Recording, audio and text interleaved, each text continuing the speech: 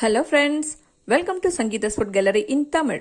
நாம் இன்னைக்கு பச்சை பட்டாணி குருமா எப்படி செய்யுதுன்னு பார்க்கலாம். இது செய்யறதுக்காக ஒரு குக்கர் சூடு பண்ண வச்சிருக்கேன். இதில் 1 டேபிள் ஸ்பூன் ஆயில் சேர்த்துக்கலாம். இந்த ஆயில் சூடாயிடுச்சு. இதில் 1/2 டீஸ்பூன் சோம்பு சேர்த்துக்கலாம். இதெல்லாம் பொரிஞ்சிடுச்சு. இதில் 2 பெரிய வெங்காயத்தை கட் பண்ணி வச்சிருக்கேன். இதை சேர்த்துக்கலாம். இதை வணக்கிக்கலாம்.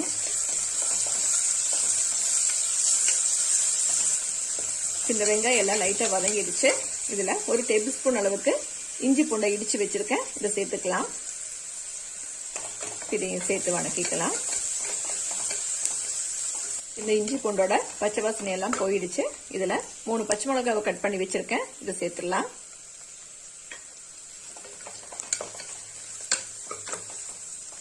கொஞ்சமா கருவேப்பிலை கூட சேர்த்துக்கிறேன். இதை வணக்கிக்கலாம். இதெல்லாம் நல்லா வணக்கியாச்சு. இதுல 2 தக்காளி பழத்தை கட் பண்ணி வச்சிருக்கேன். இதை சேர்த்துக்கலாம்.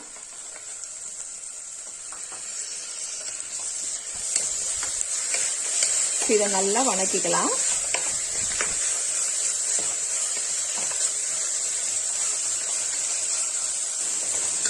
இந்த தக்காளி எல்லாம் வதங்கிடுச்சு. அடுப்பை சிம் பண்ணி வச்சிடலாம். இதுல 1/2 டீஸ்பூன் மல்லித்தூள் சேர்த்துக்கலாம்.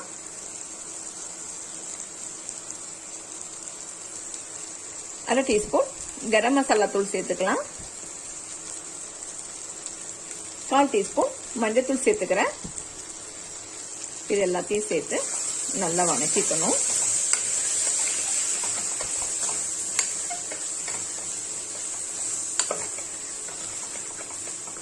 நான் இப்ப இதுல மிளகாத்தூள் சேர்க்கல, பச்சை மிளகா மட்டும்தான் சேர்த்துக்கிறேன். நீங்க விருப்பப்பட்ட மிளகாத்தூள் கொஞ்சமா சேர்த்துக்கலாம். இப்போ இந்த மசாலாவோட பச்சை வாசனை எல்லாம் போயிடுச்சு. இதுல பச்சை பட்டாணி சேர்த்துக்கலாம். நான் 200 கிராம் அளவுக்கு பச்சை பட்டாணியை 8 மணி நேரம் ஊற வச்சதுக்கு அப்புறமா தண்ணி எல்லாம் வடிகட்டிட்டு எடுத்து வச்சிருக்கேன். இதை சேர்த்துக்கலாம். இதுல ஒரு உருளைக்கிழங்க சின்ன சின்ன பீசஸா கட் பண்ணி வச்சிருக்கேன். இது சேர்த்துக்கலாம். உருளைக்கிழங்கு ஆப்ஷனல் தான், நீங்க விருப்பப்பட்டா மட்டும் சேர்த்தா போதும்.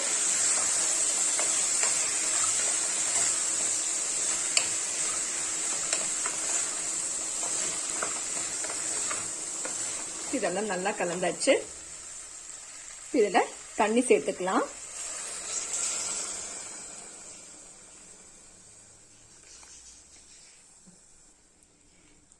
இதுல 1/2 கப் அளவுக்கு சுடு தண்ணி சேர்த்திருக்கேன். தேவையான அளவு உப்பு கூட சேர்த்துக்கலாம். இதை கலந்துடலாம். இதெல்லாம் நல்லா கலந்தாச்சு.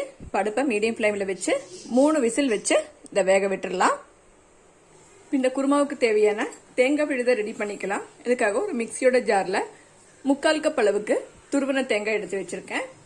இது கூட 3/4 டீஸ்பூன் சோம்பு சேர்த்துக்கலாம். கூடவே ஒரு பச்சை மிளகாய் கூட சேர்த்துக்கிறேன். இது எல்லாத்தையும் சேர்த்து நல்லா நைஸான பேஸ்டா அரைச்சிடலாம். இப்ப பாருங்க, இந்த கிரீன் பீஸை 3 விசில் வச்சு வேக வச்சு எடுத்து வச்சிருக்கேன். இதெல்லாம் நல்லா வெந்துடுச்சு. இப்ப மறுபடியும் ஸ்டவ்வை ஆன் பண்ணிக்கலாம்.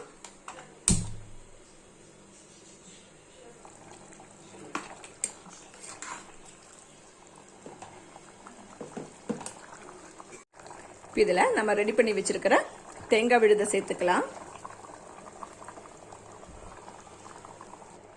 இந்த மிக்சியோட ஜார்ல கொஞ்சமா தண்ணி சேர்த்து இதையும் சேர்த்துக்கிறேன். இது எல்லாத்தையும் சேர்த்து கலந்துடலாம்.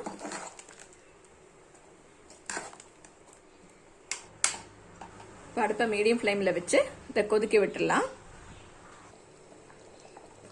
இப்ப பாருங்க, இந்த கிரேவியை 2-3 நிமிஷம் நல்லா கொதிக்க விட்டாச்சு. இதோட பதமும் கரெக்டா இருக்கு. அவ்வளவுதான். இப்ப அடுப்பை ஆஃப் பண்ணிக்கலாம்.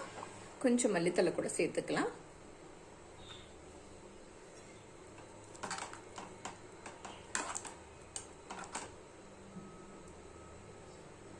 அவ்வளவுதான். பாருங்க, சூப்பர் டேஸ்ட்ல பட்டாணி உருளைக்கிழங்கு குருமா ரெடி ஆயிடுச்சு. இது சப்பாத்தி, பூரி, ஆப்பம், இடியாப்பம், கீ ரைஸ் கூட எல்லாம் சாப்பிட ரொம்ப சூப்பரான ஒரு காம்பினேஷன். நீங்களும் இந்த ரெசிபியை ட்ரை பண்ணி பாருங்க. உங்களுக்கு பிடிச்சிருந்தா லைக் பண்ணுங்க, ஷேர் பண்ணுங்க, கமெண்ட் பண்ணுங்க.